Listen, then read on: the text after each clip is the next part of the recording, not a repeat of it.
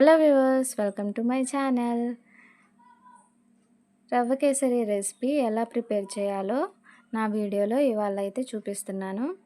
ముందుగా స్టవ్ మీద ఒక ప్యాన్ పెట్టుకొని ఇందులో 1/2 కప్ నెయ్యి అయితే యాడ్ చేసుకోవాలి.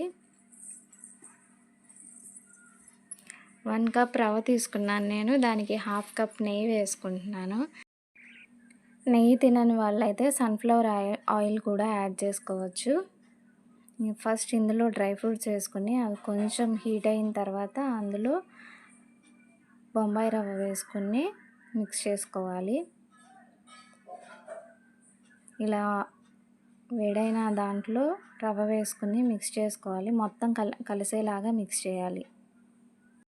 ఇలా మిక్స్ చేసిన తర్వాత మనం ఇది ఫ్రై చేసుకుంటుండగానే దీనికోసం వాటర్ని అయితే హీట్ చేసుకుందాం. నేను 1 కప్ రవ్వ తీసుకున్నాను కాబట్టి దీనికి 3 కప్ వాటర్ అయితే యాడ్ చేసుకుంటున్నాను. వేడి వాటర్ యాడ్ చేయాలండి. ఇందులో నార్మల్ వాటర్ యాడ్ చేస్తే మనకి ఉండలుగా కట్టేస్తుంది. ఇలా వేడి వాటర్ యాడ్ చేసి కొంచెం కలిపేసుకుంటే ఎలాంటి లంప్స్ లేకుండా సాఫ్ట్గా అవుతుంది. ఇలా మెల్లగా కదుపుకుంటూ ఉంటే ఏమైనా చిన్న లంప్స్ ఉన్నా కానీ విడిపోతూ ఉంటాయి. రవ్వ కొంచెం అడుగంటకుండా చూసుకుంటే అలా బ్లాక్గా అవ్వకుండా ఉంటుంది. నాకైతే జస్ట్ కొంచెం అలా అడుగంటేసింది. ఇలా కలుపుకున్న తర్వాత దీనికోసం నేను 1 కప్ రవ్వకి నేను 1.5 కప్ షుగర్ అయితే యాడ్ చేసుకుంటున్నాను. ఇది కొంచెం దగ్గరగా అయిన తర్వాత ఇందులో కొంచెం ఇలాచీ వేసుకొని జస్ట్ అలా మిక్స్ చేసిన తర్వాత షుగర్ అయితే యాడ్ చేద్దాం.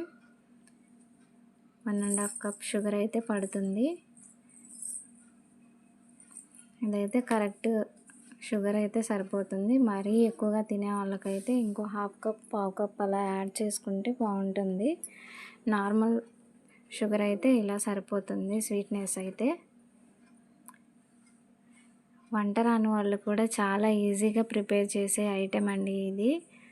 చాలా టేస్టీగా కూడా ఉంటుంది. సింపుల్గా అయిపోతుంది. దగ్గరకు వచ్చేసిన తర్వాత ఫుడ్ కలర్ అయితే యాడ్ చేసేసుకుందాం.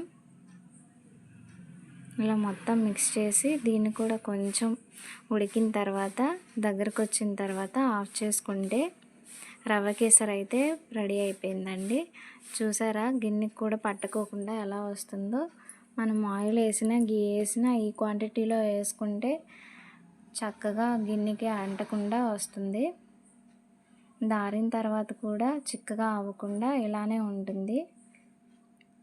చూసారు కదా నా రెసిపీ.